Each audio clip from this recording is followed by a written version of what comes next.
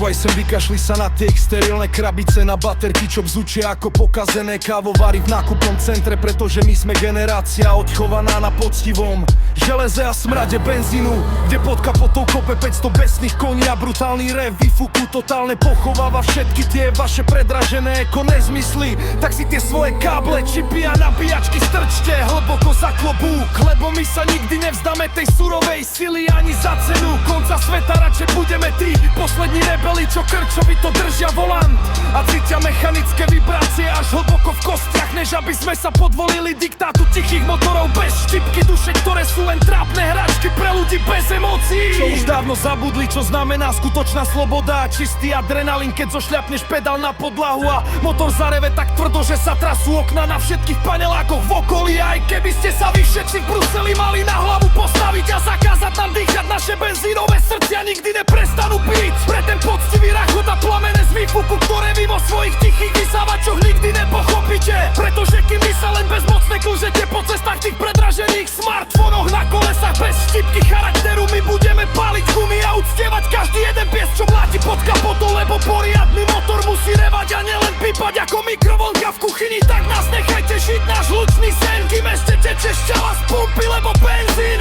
je naša krv a hluk motora, je naša jediná modlitba, ktorú budeme kričať do sveta, kým nás všetkých definitívne